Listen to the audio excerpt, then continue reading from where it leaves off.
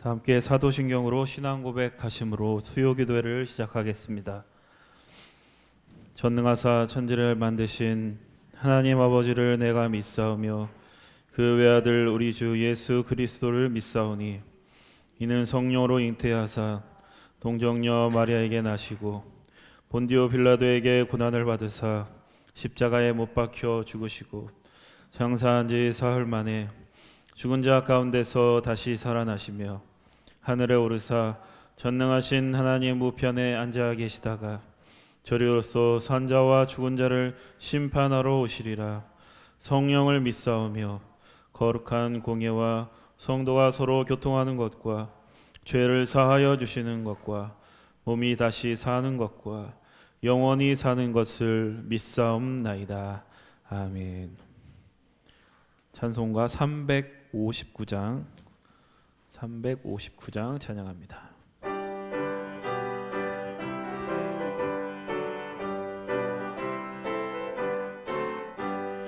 천성을 향해 가는 성도들아, 앞길의 장애를 두려워 말라. 성령이 너를 인도하시리니 왜 지체를 하고 있느냐. 앞으로 천성을 향해 나가세. 천성문만 바라고 나가세. 모든 천사 너희를 영접하러 문 앞에 기다려 서 있네. 너 가는 길을 누가 비웃거든 확실한 증거를 보여주어라.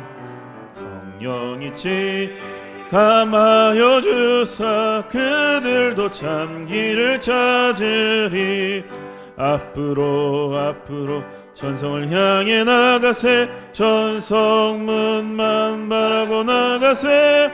모든 천사 너희를 영접하러 문 앞에 기다려 서 있네. 너 가는 길을 모두 가기 전에 내 손에 든 검을 꽂지 말아라. 저 마귀 흉계 모두 깨뜨리고 까지 잘 싸워 이겨라. 앞으로 천성을 향해 나가세. 천성문만 바라고 나가세. 뜬 천사 너희를 영접하러 문 앞에 기다려 서 있네.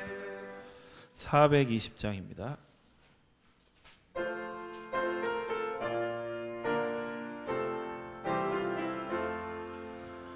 너 성결케 위해 늘 기도하며 너 주 안에 있어 늘 성경 보고 온 형제들 함께 늘 사귀면서 일하기 전마다 너 기도하라.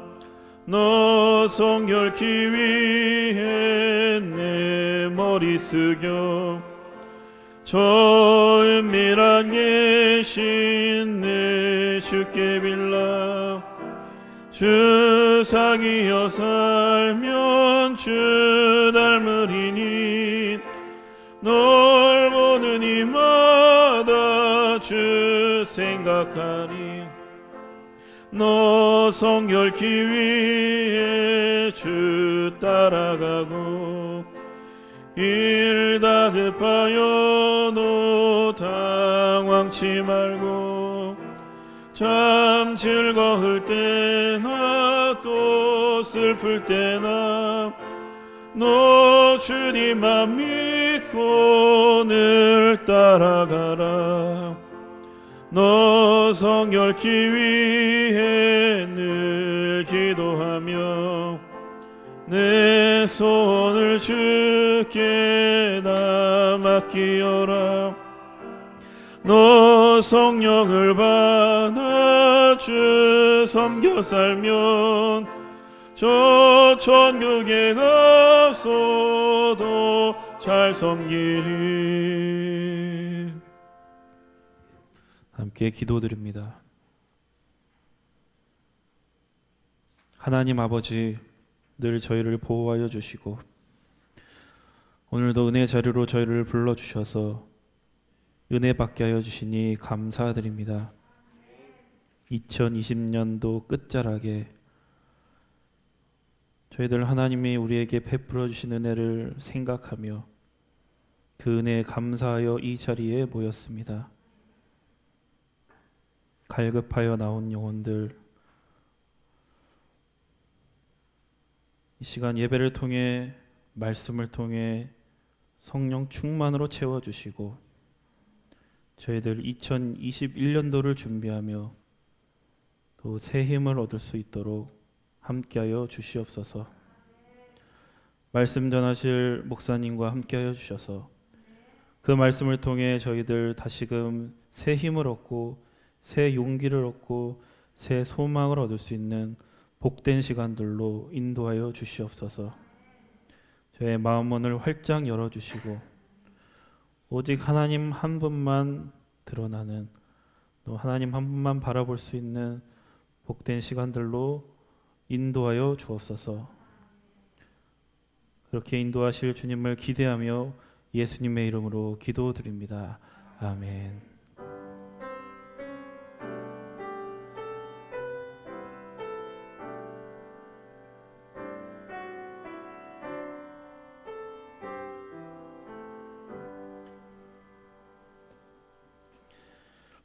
오늘 우리에게 주시는 하나님의 말씀, 고린도후서 12장 1절에서 10절까지의 말씀입니다. 함께 교독해서 봉독하겠습니다.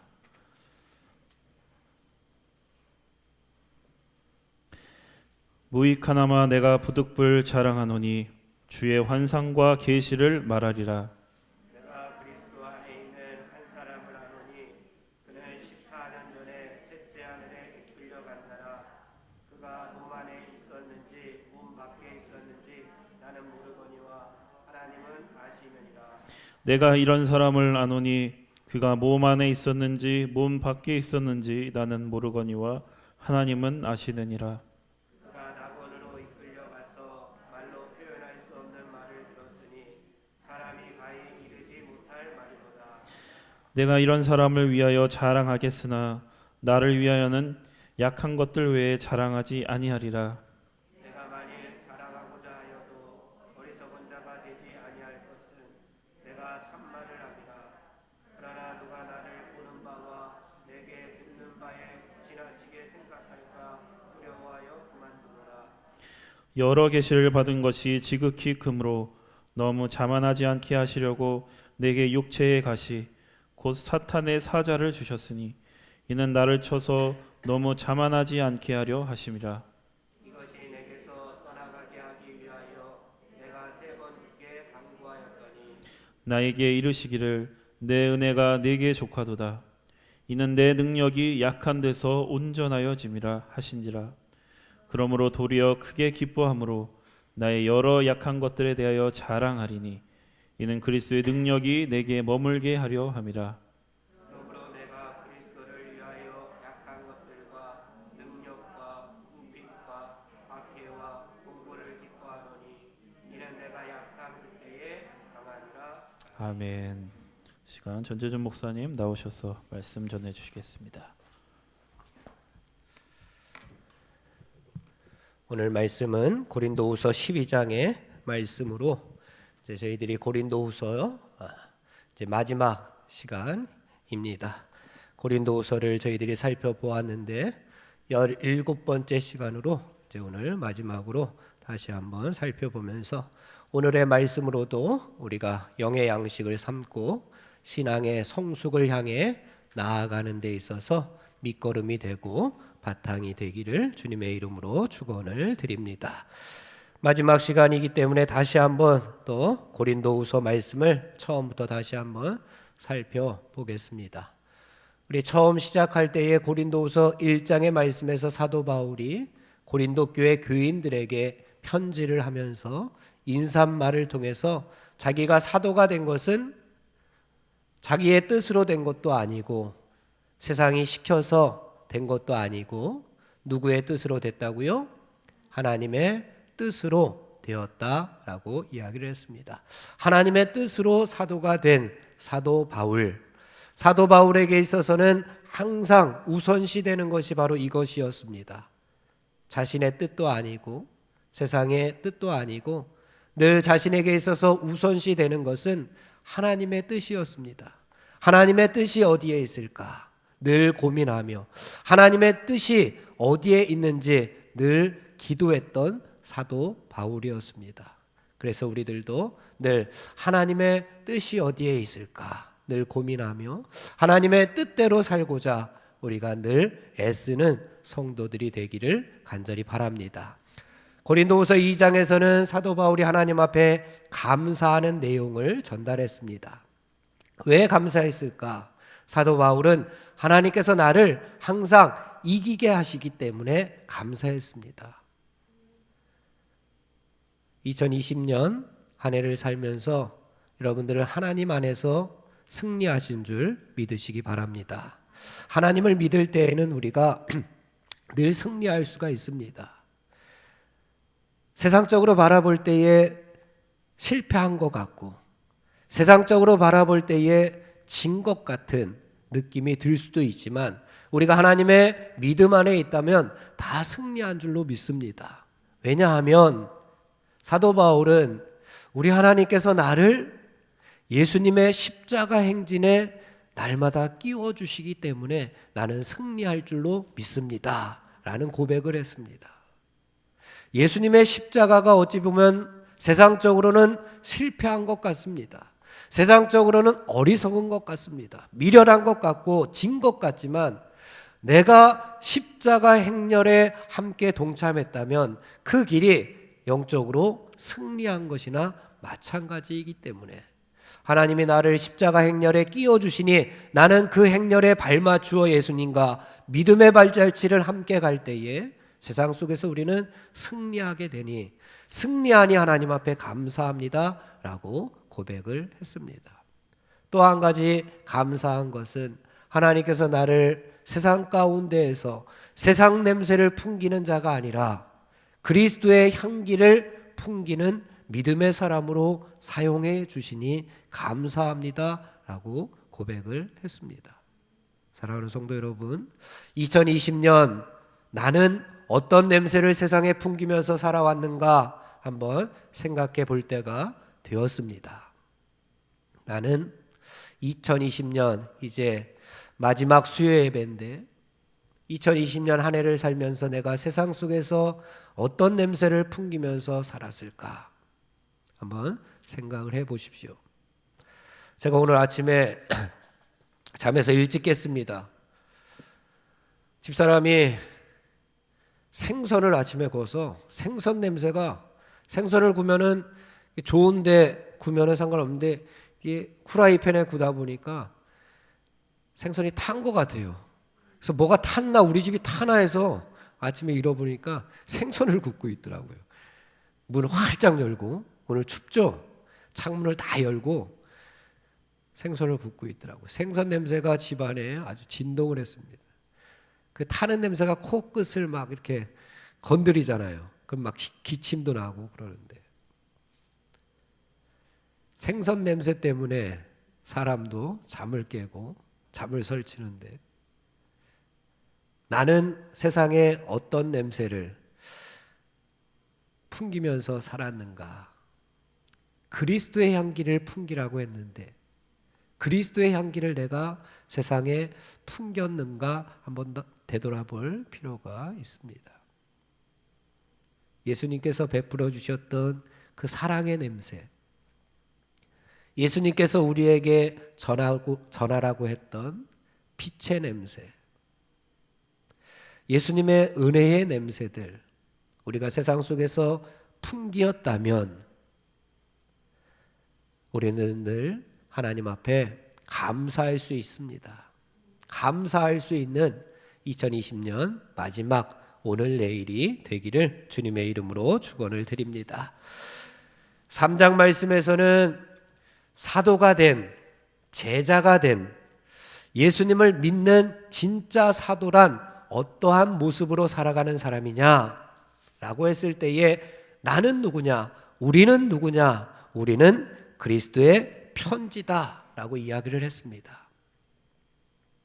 어떻게 읽혀졌느냐라고 하는 겁니다. 그리스도께서 쓰신 편지로서 우리가 세상에 어떻게 읽혀졌느냐라고 하는 겁니다. 내 삶의 모습 가운데 적혀져 있는 하나님의 편지의 내용들이 분명히 있을 겁니다.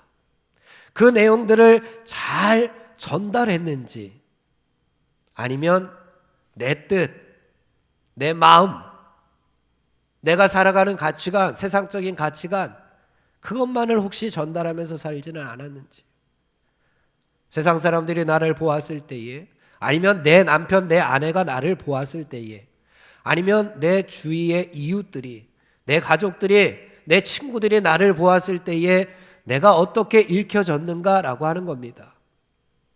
분명히 아까도 그리스도의 향기였지만 지금도 그리스도의 편지입니다. 그리스도의 편지로서 내가 세상 가운데서 읽혀졌다면, 우리 가정 가운데서 내가 그리스도의 편지로 읽혀졌다면 여러분이 살아가는 그 삶의 자리가 하나님께서 임재하시는 자리요, 하나님께서 함께하는 천국의 자리인 줄로 믿습니다. 그래서 4장 말씀에서도 5장 말씀에서도 나는 누구냐? 나는 4장에서는 질그릇 같은 존재이지만 하지만 내 속에 보배이신 예수 그리스도를 품고 있는 하나님의 귀한 자녀이다. 고린도후서 5장에서는 나는 그리스도의 사신이다. 사신으로서 우리가 이 땅에서 해야 될 일들이 무엇인가에 대해서 이야기를 나누었습니다. 6장에서는 나는 하나님의 일꾼이다 라고 했습니다. 하나님의 일꾼. 누구의 일꾼이요? 하나님의 일꾼입니다. 우리는 하나님의 일꾼입니다. 얼마나 감사합니까? 얼마나 영광입니까? 하나님의 동역자입니다. 나 혼자 하는 일이라면 내가 할 수 없는 일들이 많습니다. 하지만 하나님께서 함께 하시는 동역자니 내 힘으로 하는 것이 아니라 하나님께서 주신 능력 가지고 내가 살아가니, 내가 일을 하니 우리는 그 사명들을 감당할 수가 있게 되는 겁니다. 또한 고린도후서 7장 말씀에서는 근심에 관한 이야기를 했습니다. 근심을 사도 바울은 두 가지로 설명을 했습니다. 처음은 어떤 근심? 하나님의 뜻대로 하는 근심. 두 번째는 어떤 근심? 세상 근심입니다. 세상 근심은 어떤 근심이라고 했죠? 무엇을 먹을까? 무엇을 마실까? 무엇을 입을까? 하는 근심들 많이 합니다. 할 수 있습니다. 그런데 뭐가 우선시 되어야 되느냐? 하나님의 뜻대로 하는 근심. 무슨 근심입니까? 회개를 통하여 구원에 이르는 근심입니다. 우리가 근심합니다. 하나님의 뜻대로 하는 근심을 더 많이 하라는 겁니다. 더 우선시하라는 겁니다. 하나님의 뜻대로 하는 근심이 무엇일까요? 조금 더 내가 하나님의 말씀대로 살 수 있었을 텐데, 올 한 해 내가 하나님의 말씀대로 조금 더 잘 살 수 있었을 텐데, 올 한 해 하나님께서 베풀어 주신 그 은혜와 사랑에 대해서 내가 더 감사하면서 살 수 있었을 텐데 왜 그러하지 못했을까? 올 한 해 하나님께서 주신 사명 내가 조금 더 잘 감당할 수 있었을 텐데, 이 어려운 때에 내가 어떻게 하면 하나님의 예배자로 더 바로 설 수 있을까? 하나님의 성전에 나와서 함께 예배드리고 영상을 통해서 삶의 자리에서 예배드리면서 이 예배가 내 삶의 자리로 이어져야 되겠구나. 그동안 우리의 예배가 얼마나 삶의 자리로 이어지지 못했으면 하나님께서 내 삶의 자리에서라도 예배드려야 된다. 하나님의 성전에서 예배드리는 것도 중요하지만 내 삶의 자리에서 예배드리는 것, 그것이 더 중요한 것, 그것을 하나님께서 우리에게 깨닫게 해주시지 않았습니까?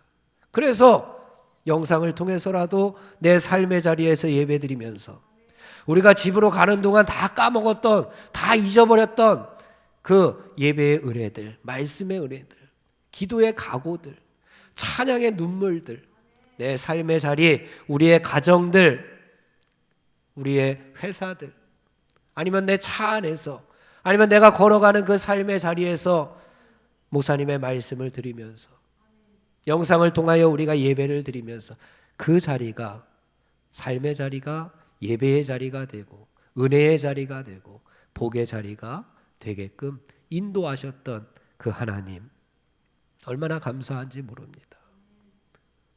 그래서 사도 바울이 우리는 살아계신 하나님의 뭐다? 성전이다. 나는 살아계신 하나님의 성전이다 라고 고백하게끔 했습니다. 우리는 모두 다 살아계신 하나님의 성전입니다. 하나님께서 임재하시는 성전입니다. 그러면 내가 갖고 있는, 내가 있는 그 자리가 바로 성전이 될 수가 있습니다. 사랑하는 성도 여러분, 여러분이 걷고 있는 그 삶의 자리 가운데 하나님의 임재가 함께 하심으로 말미암아 이곳만이 성전이 아니라 여러분이 살아가는 그 삶의 자리들이 모두 다 하나님의 성전이 되기를 주님의 이름으로 축원을 드립니다. 고린도후서 8장 9장에서는 연보에 관한 이야기였습니다. 고린도 교회가 지금 어려운 가운데 있습니다. 고린도 교회 안에 들어온 거짓 사도들 때문에 고린도 교회가 분열이 되고 고린도 교인들끼리 서로 싸움이 일어나고, 그리고 거짓 사도들에게 미혹받은 많은 교인들이 넘어가서 사도 바울을 공격하고 있습니다. 비난하고 있습니다. 욕하고 있는 그런 상황이었습니다. 그래서 어려움 가운데 있는 고린도 교회가 바울이 있을 때에 추진했던 예루살렘 교회를 돕자고 하는 연보가 중단이 된 상태입니다. 그래서 사도 바울이 8장 9장에서 빨리 어려움 당하고 있는 예루살렘 교회를 도와주자, 연보를 하자, 구제를 하자, 헌금을 하자라고 하는 내용이었습니다. 왜 연보를 해야 되느냐? 이유가 무엇이냐? 사도 바울은 예수님께서 부자이신, 부요하신, 창조주이신 그 예수님께서 이 땅에 가난한 자로 오셨습니다. 가난한 자로 이 땅에 오신 그 예수님 때문에 이 땅에서 가난한 자로 살고 있는 우리들은 어떻게 되었습니까? 부요하게 되었습니다. 부자가 되었습니다. 그 은혜를 받은 우리가 베풀어야 될, 나누어야 될 사명이 주어졌습니다. 그 사명이 있기 때문에 우리는 기쁨으로 연보를 할 수 있고, 부자가 된 부요한 나는 나누어 줄 수 있고, 그것이 바로 우리에게 주어졌습니다. 그렇다면 연보에 대한 바른 자세가 무엇이냐?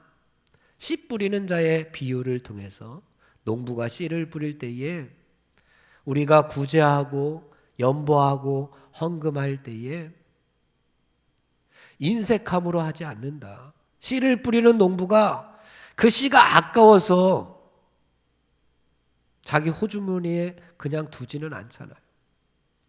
언젠가는 추수할 것을 내다보고 기쁨으로 씨를 뿌리는 그 농부처럼 언젠가는 하나님께서 우리에게 큰 은혜를 허락해 주실 줄 믿고 우리가 기쁨으로 연보하고 인색하지 아니하고 우리가 풍성함으로 우리가 헌금하고 구제하자라고 라고 사도 바울이 이야기를 했습니다. 그리고 10장 말씀에서는 다시금 사도 바울이 자신의 사도직을 변호하면서 이런 이야기를 했습니다. 그들이 나를 공격할 때에 무슨 말로 공격하느냐? 내가 육체를 따라 행한다고? 아니야. 내가 육체를 따라 행하는 것이 아니야. 나는 하나님께서 주신 뜻, 영적인 것을 나타내기 위해서 행하고 있다고 분명하게 이야기를 하면서 누가 진짜냐, 누가 가짜냐를 설명을 했습니다. 한번 들어보라는 겁니다. 너희들이 한번 듣고 들어보고 판단해 보라는 겁니다. 누가 진짜인지 누가 가짜인지. 나는 고린도 교회에 있을 때에 너희들을 예수님과 연결해 주려고 하는 중매자 역할을 하지 않았느냐. 그런데 지금 교회 안에 들어와 있는 거짓 사도들은 너희들을 하나님의 은혜에서 떨어져 나게끔, 예수님에게서 멀어지게끔 하는 역할을 하고 있으니 누가 진짜 사도고 누가 가짜 사도인지 판가름해 보라는 겁니다. 그리고 두 번째로는 그들이 나를 공격할 때 내 언변이 부족하다고, 말 못하다고 이야기하는데, 그래, 육체적으로 보면, 세상적으로 보면 나 못해. 그들보다 잘 못해. 하지만 나에게 있는 것이 있어. 나에게는 영적인 지식, 나는 그리스도를 아는 지식, 그것만 있으면 된다. 그러나 지금 교회 안에 들어와 있는 거짓 사도들은 겉으로 보기에는, 육체적으로 보기에는, 세상적으로 보기에는 말도 잘하고 옷도 잘 입고 생김새도 뛰어나고 설교도 잘하고, 하지만 그들에게는 없는 것이 있는데 그들에게는 그리스도를 아는 지식이 없지 않느냐. 사도에게 필요한 것이 무엇이냐라고 묻고 있었습니다. 그래서 고린도후서 11장 말씀에서는 사도 바울이 진짜 사도라면 무엇을 자랑할까 고민하면서 이야기를 했습니다. 내가 비록 지금 저들처럼 육체를 따라 자랑을 좀 해보겠는데 그것은 정말 어리석은 일이라고. 어리석지만 부득불 어쩔 수 없이 거짓 사도들의 공격을 내가 감수하기 위해서 한번 나도 어리석은 자랑을 몇 가지를 했습니다. 하지만 계속해서 사도 바울은 그것은 어리석은 것이다. 내가 어쩔 수 없이 부득불 하나님의 복음이, 하나님의 영광이 가리워지지 않게 하기 위해서 할 수 없이 하게 되는 자랑이다 라고 하는 이야기를 계속해서 했습니다. 그러면서 사도 바울은 그러한 자랑을 지금은 다 버려버렸다라는 고백을 합니다.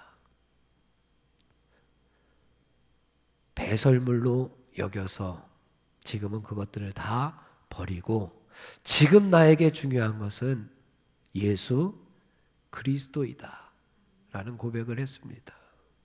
지금까지 쌓아왔던 많은 자랑거리들이 있지만 그 모든 것들은 다 배설물로 여기고 지금 나에게 중요한 것은 예수 그리스도밖에 없음을 고백하는 그러한 사도 바울처럼 우리들도 우리의 자랑거리가 예수님이 되기를 간절히 바랍니다.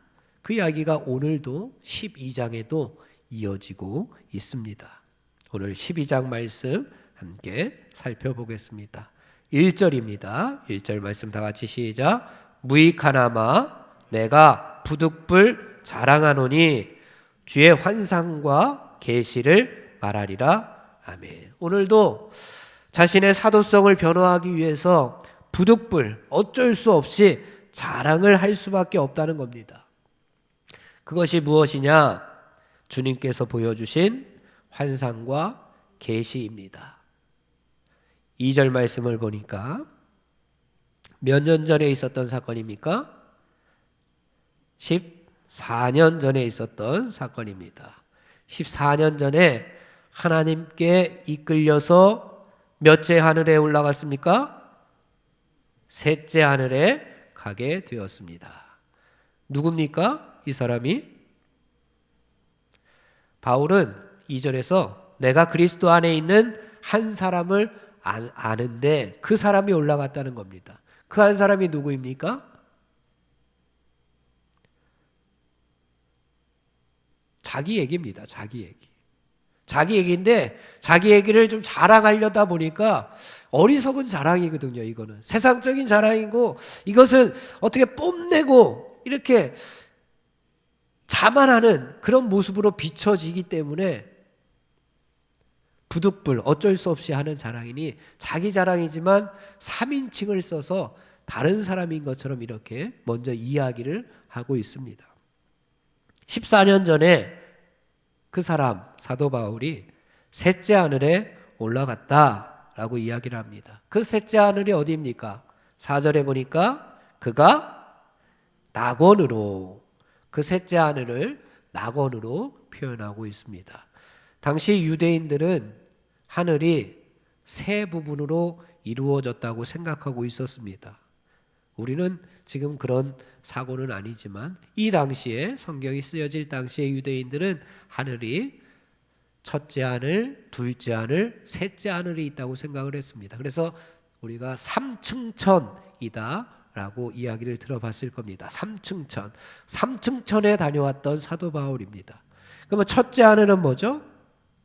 우리가 쉽게 눈으로 볼 수 있는 새들이 날아다니는 구름이 떠 있는 그 하늘, 눈에 보이는 하늘을 우리는 첫째 하늘이다 라고 이야기를 합니다. 그리고 둘째 하늘은 그 위에, 궁창 위에 물이 보관되어져 있을 것이라고 생각했던 그곳이 둘째 하늘입니다. 그리고 셋째 하늘은 천사들과 하나님이 계신 셋째 하늘, 바로 낙원입니다. 그리고 당시 유대인들은 첫째 하늘, 둘째 하늘, 첫째 하늘은 우리가 보이는 하늘, 둘째 하늘은 그 위에서 비를 내려주는 하늘, 셋째 하늘은 그 위에서 천사들과 하나님이 살고 계신 낙원, 그 셋째 하늘에 바로 올라갔다는 겁니다. 거기에 갔던 체험을 지금 얘기하고 있습니다. 우리 4절 말씀을 함께 봉독해 보겠습니다. 4절 시작. 그가 낙원으로 이끌려가서 말로 표현할 수 없는 말을 들었으니 사람이 가히 이르지 못할 말이로다. 말로 표현할 수 없는 그런 말을 들었습니다. 그것은 사람이 가히 이르지 못할 그러한 말이라고 표현을 합니다. 무슨 이야기입니까? 그 낙원에 가서 겪었던 이야기를 지금 바울이 하고 있는데 그곳은 어떤 곳이냐? 질적으로 지금 내가 생각하고 있는, 내가 경험할 수 있는, 내가 체험할 수 있는 그런 것들과는 질적으로 다른 곳이기 때문에 설명 자체가 안 된다는 겁니다. 말로 어떻게 표현할 수 없는 상상을 초월하는 곳이기 때문에 도무지 뭐라고 내가 표현할 수 없을 정도의 그러한 낙원이다 라고 이야기를 합니다.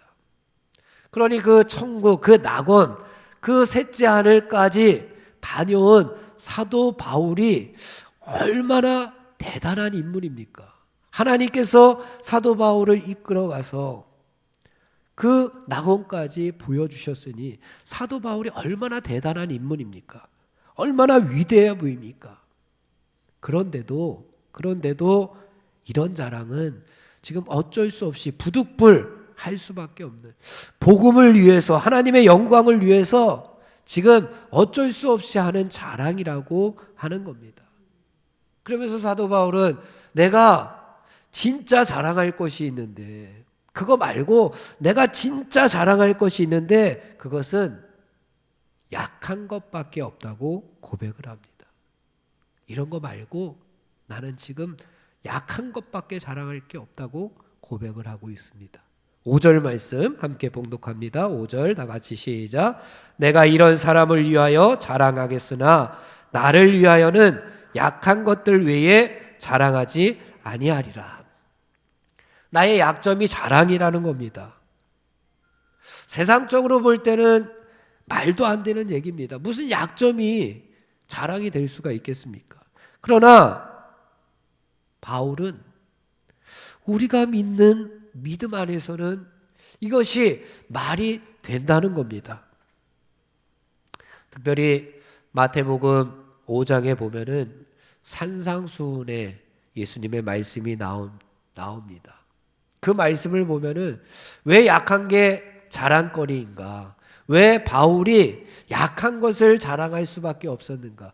왜 역설의 삶을 살았는가? 예수님의 말씀대로 살기 위해서 그렇게 살았습니다. 산상수훈의 말씀을 한번 제가 봉독해 보겠습니다. 예수님께서 이렇게 말씀하셨습니다. 심령이 가난한 자는 뭐가 있다고요? 복이 있다는 겁니다. 가난한 사람이 무슨 복이 있습니까? 심령이 풍부해야지, 부유해야지. 하지만 예수님께서 심령이 가난한 자는 복이 있다. 의에 줄이고 목마른 자는 복이 있다. 의에 줄이고 목마른 자는 복이 있다. 의를 위하여 박해를 받은 자는 복이 있다. 나로 말미암아 너희를 욕하고 박해하고 거짓으로 너희를 거슬려 모든 악한 말을 너희들이 들을 그때에는 너희가 복이 있다. 그러니 기뻐하고 즐거워하라. 아니 그럴 때 어떻게 기뻐하고 즐거워할 수가 있습니까? 박해를 받고 욕을 듣고 줄이고 목마르고 가난하고 그때 어떻게 기뻐하고 즐거워할 수 있습니까? 하지만 예수님께서는 그때 즐거워하라. 그때 하늘에서 너희의 상이 큼이라 라고 말씀합니다. 예수님께서 계속 말씀하십니다. 너희 중에 누구든지 크고자 하는 자는 계속 올라가라고요? 섬기는 자가 되라. 아니 크고자 하는 자가 어떻게 섬기는 자가 될 수가 있습니까? 부리는 자가 돼야지. 너희 중에 누구든지 으뜸이 되고자 하는 자는 종이 되어야 된다는 겁니다. 인자가 온 것은 섬김을 받으려 온 것이 아니라 도리어 섬기러 왔다. 예수님께서 이 땅에 섬기러 왔답니다. 예수님께서 이 땅에서 자기 목숨을 많은 사람의 대속물로 주기 위해서 왔다고 이야기를 합니다. 누구든지 자기 목숨을 구원하고자 하면 잃을 것이요 누구든지 나와 복음을 위하여 자기 목숨을 잃으면 구원하리라. 원수를 사랑하라. 예수님의 말씀은 다 세상적인 가치관과 역설입니다. 그래서 바울도 약함을 자랑하고 있습니다. 얼마 전에 성탄절이었습니다. 만왕의 왕이신 우리 예수님, 창조주 예수님, 우리의 구세주이신 예수님이, 우리의 왕이신 예수님이 이 땅에 왕궁에 오시는 것이 맞지만 예수님께서 어디에 오셨습니까? 초라하고 보잘것없는 마구간에 오시지 않았습니까? 이것이 바로 성경이 말하는 역설의 은혜들입니다. 오늘 말씀에서도 약한 것을 자랑하고 약할 때 강하게 된다. 세상에서는 강한 것을 자랑합니다. 강할 때 더 강하게 되려고 합니다. 하지만 말씀은 자꾸만 약한 것을 자랑하라, 약할 때 강하게 된다 라고 이야기를 합니다. 세상은 적자생존, 약육강식입니다. 세상에서는 절대로 약함을 자랑할 수가 없습니다. 약함이 자랑이 될 수가 없습니다. 오히려 약함은 부끄럽고 수치스러운 일입니다. 그러나 영적인 세계에서는, 하나님의 말씀에서는 이와는 정반대라는 겁니다. 예수님을 믿기 전에 그동안 자랑거리로 여겼던 것은 배설물로 여기고 다 버려버리고 이제는 예수님 안에서 내 약함을 자랑하고 있는 이 사도 바울. 사도 바울이 어찌 보면 하나님 말씀대로 살아가는, 예수님의 말씀 따라 살아가는 참다운 신앙인의 모습일 겁니다. 그래서 자신은 진짜 사도라고 지금 이야기하고 있는 겁니다. 누가 진짜 그리스도인이고 누가 가짜 그리스도인이냐, 누가 진짜 제자이고 누가 가짜 제자인지 사도 바울은 우리에게 오늘 말씀하고 있는 겁니다. 사랑하는 성도 여러분, 우리들도 사도 바울처럼 세상적인 자랑거리는 배설물로 생각하고 버려버리시기 바랍니다. 가지지 말라는 얘기가 아닙니다. 우리는 믿음의 성도들은 그런 것을 자랑거리로 삼지 말고 내가 진짜 하나님 앞에 섰을 때에, 내가 언젠가는 하나님 앞에 섰을 때에, 그때에 정말 하나님께 이야기할 수 있는, 하나님께 떳떳이 말할 수 있는 그런 것들을 자랑거리로 삼으라고 이야기하고 있는 겁니다. 우리가 나중에 하나님 앞에 갔는데, 하나님 앞에 딱 섰을 때에 무엇을 하나님과 이야기할 수 있겠습니까? 무엇을 하나님과 웃으면서 이야기할 수 있겠습니까? 내가 세상에서 하나님 이런 업적을 남겼습니다. 하나님 내가 세상에서 이만큼 돈을 벌었습니다. 하나님 내가 세상에서 이만큼 했습니다. 라고 이야기하는 것들 중에 하나님께서 그래 잘했다 잘했다 착하고 충성된 종아 라고 하나님께서 우리를 토닥토닥 해주실 그런 이야기들이 바로 자랑거리가 아니겠습니까? 사도 바울은 하나님 앞에 가서 얼마나 많은 이야기를 했겠습니까? 하나님, 제가 하나님의 말씀을 전하다가 이런 어려움을 당했어요. 그 어려움이 자랑거리라는 겁니다. 하나님, 내가 하나님의 복음을 전하다가 이런 핍박을 당했습니다. 그 핍박이 자랑거리라는 겁니다. 그것이 약한 거죠. 바울에게 있어서 그것이 약한 겁니다.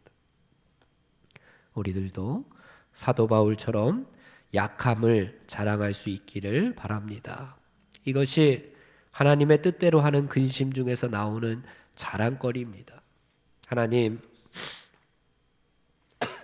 오늘도 하나님 말씀처럼 살려고 노력했지만 부족하고 연약하여서 실수하고 잘못한 것이 많습니다. 내일은 오늘보다 조금 더 말씀대로 살겠습니다 해서 오늘이 되었습니다. 오늘 하나님, 어제보다는 이 말씀 조금 더 제가 잘 지켰습니다 라고 하는 것이 하나님 앞에서 자랑거리가 아닙니까? 하나님, 오늘 원망할 일이 있었는데, 불평할 일이 있었는데 하나님 원망하지 아니하고 불평하지 않았습니다. 그것이 자랑거리가 아닙니까? 하나님, 오늘도 불의한 세상 속에서 하나님의 공의와 공평을 드러내게 해주시니 감사합니다. 저를 오늘 사용하셔서 이 세상 가운데 빛을 발하게 하셨으니 하나님 감사합니다.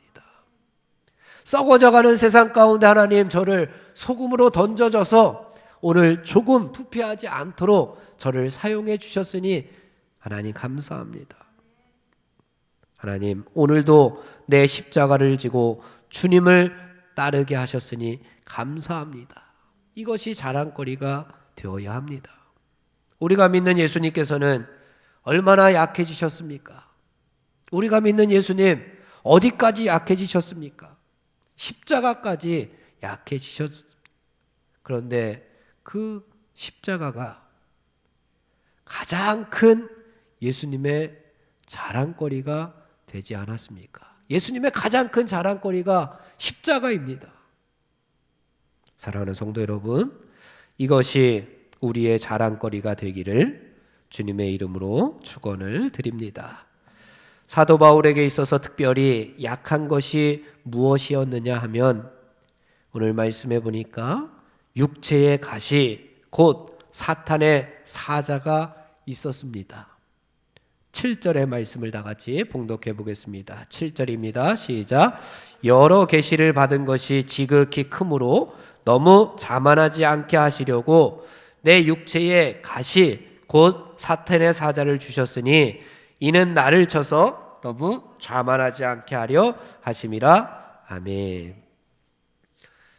바울의 육체에 있었던 가시가 무엇인지는 분명하지 않습니다. 바울이 뭐 콕 집어서 내 육체의 가시는 이것이다 라고 이렇게 성경에 적혀져 있지 않기 때문에 육체의 가시가 무엇인지는 분명하지는 않습니다.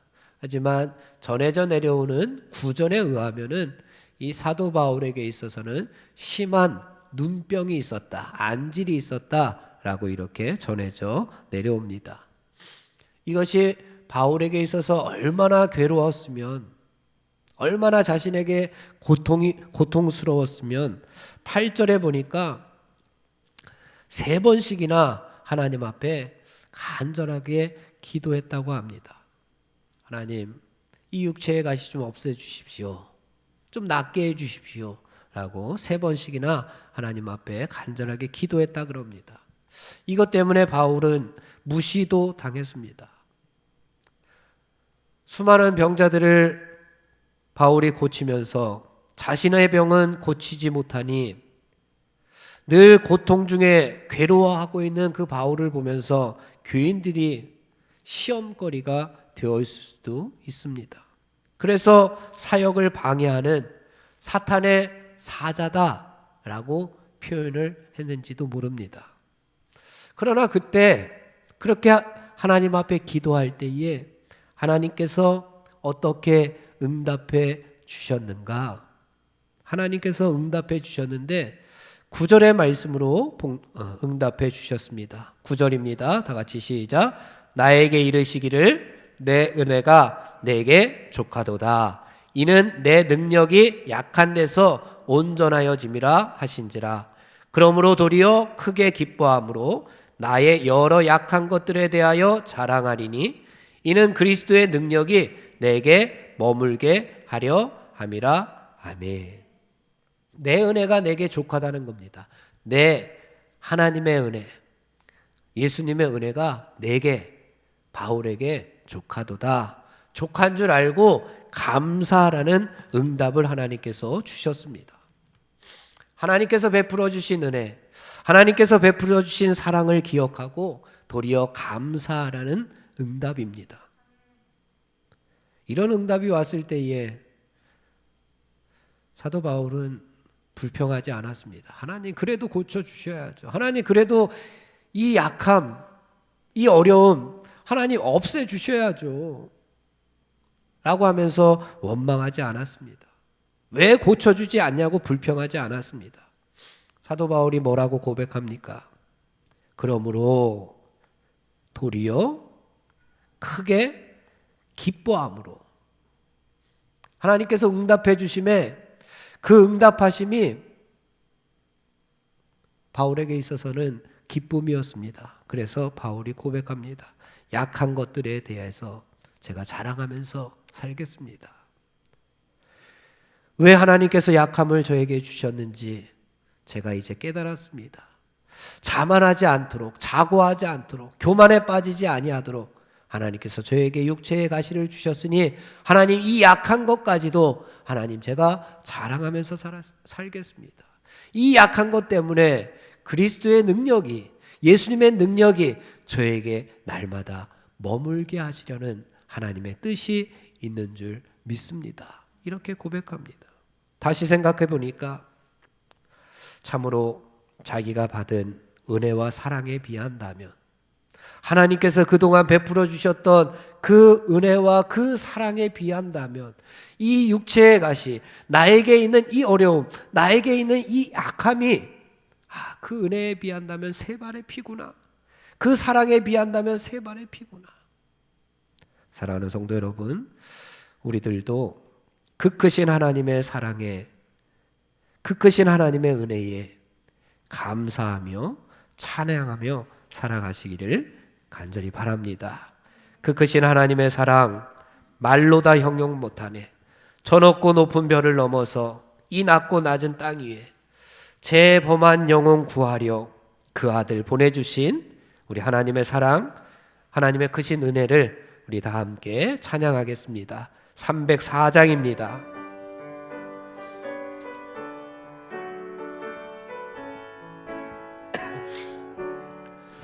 그 크신 하나님의 사랑 말로 다 영영 못하네. 저 높고 높은 별을 넘어 이 낮고 낮은 땅에 죄범한 영혼 구하려 그 아들 보내사 화목제물 삼으시고 죄 용서하셨네. 하나님 크신 사랑은 증량다 못하네. 영원히 변치 않는 사랑 성도여 찬양하세. 괴로운 시절 지나가고 땅 위에 영화세할 때 주 믿지 않던 영혼들은 큰 소리 외쳐 울어도 주 믿는 성도들에게 큰 사랑 베푸사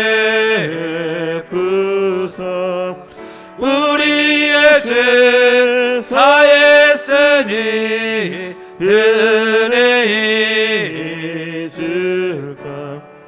하나님 크신 사랑은 증량다 못하네. 영원히 변치 않는 사랑 성도여 찬양하세. 하늘을 두루마리 삼고 바다를 먹물 삼아도 한없는 하나님의 사랑 다 기록할 수 없겠네. 하나님의 크신 사랑을 어찌 다 쓸까. 저를 높이 쌓아도 채우지 못하리. 하나님 크신 사랑은 증량다 못하네. 영원히 변치 않는 사랑 성도여 찬양하세. 아멘. 왜 사도 바울이 약한 것들 외에는 자랑하지 않았을까? 9절 말씀을 다시 한번 봉독해 보겠습니다. 9절 앞부분 시작. 나에게 이르시기를 내 은혜가 내게 족하도다. 이는 내 능력이 약한 데서 온전하여 짐이라. 아멘. 약한 데서 온전하여졌다라고 이야기를 하고 있습니다. 만약에 사도 바울이 연약하지 않았다면 하나님을 이렇게까지 의지하지는 못했을 겁니다.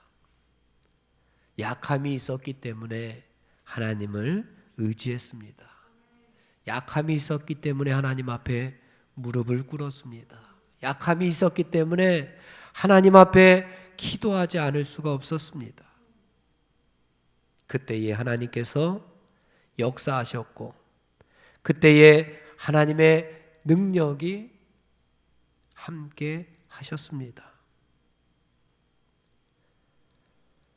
바울이 육체의 가시에 찔려서 철저히 약해졌을 때 사도 바울은 빈손 들고 하나님 앞에 나아가서 무릎을 꿇을 수밖에 없었습니다.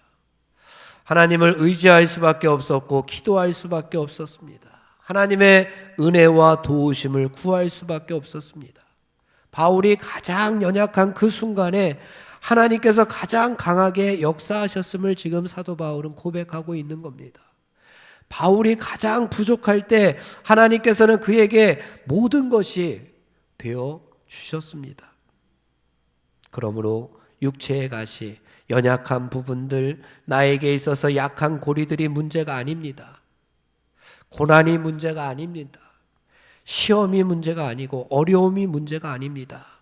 그것을 어떻게 감당하느냐가 문제입니다.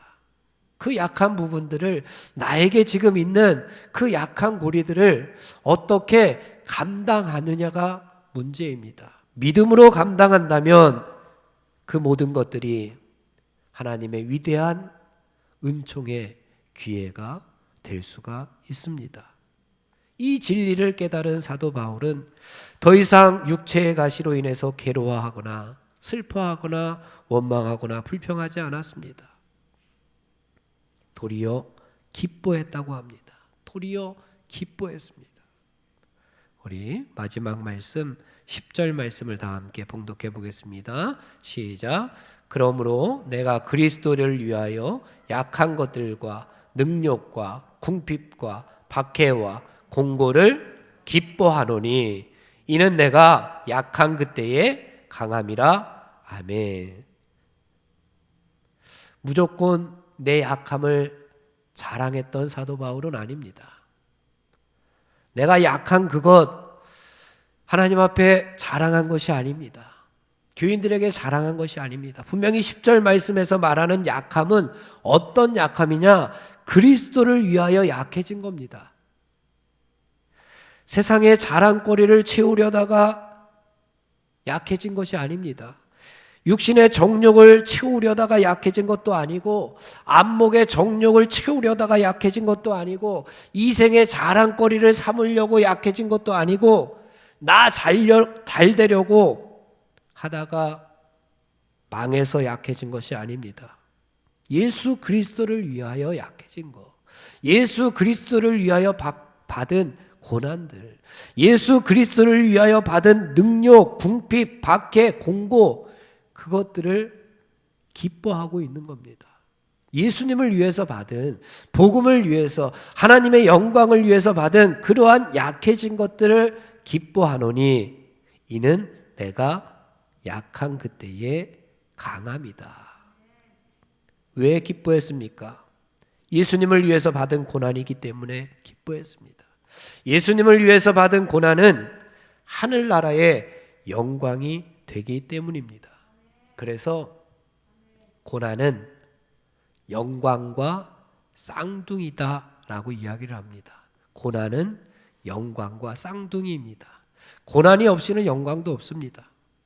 로마서 8장 17절을 보니까 우리가 예수님과 함께 영광을 받기 위하여, 예수님과 함께 영광을 받기 위하여 고난도 함께 받아야 할 것이니라. 예수님과 함께 영광을 받기 위해서는 예수님과 함께 고난도 받아야 한다고 했습니다. 그래서 고난과 영광은 쌍둥이입니다. 사랑하는 성도 여러분, 말씀을 마칩니다. 나에게는 어떤 가시가 있습니까? 이 시간 그 가시가 나를 힘들게 하는 원인이 아니라 오히려 우리에게 주신 하나님의 은혜라는 사실을 깨달을 수 있기를 바랍니다. 이 시대의 약함, 이 시대의 전염병, 이것도 하나님께서 우리에게 주신 은혜라는 사실을 우리가 깨달을 수 있기를 바랍니다. 그리고 그 가시로 인해서 우리가 더욱더 하나님 앞에 겸손해지고 또 우리의 약함을 깨닫고 날마다 하나님만 의지하겠노라고 결단하고 결심할 수 있기를 간절히 바랍니다. 그래서 우리를 통해서 하나님의 능력이 나타나고 우리들도 바울과 같이 하나님 앞에 귀하게 쓰임받는 성도들이 다 되시기를 주님의 이름으로 축원을 드립니다. 바울이 고백했던 약할 때 강함 되시는 우리 하나님을 찬양하겠습니다. 약할 때 강함 되시네 나의 보배가 되신 주 나의 모든 것 찬양하겠습니다.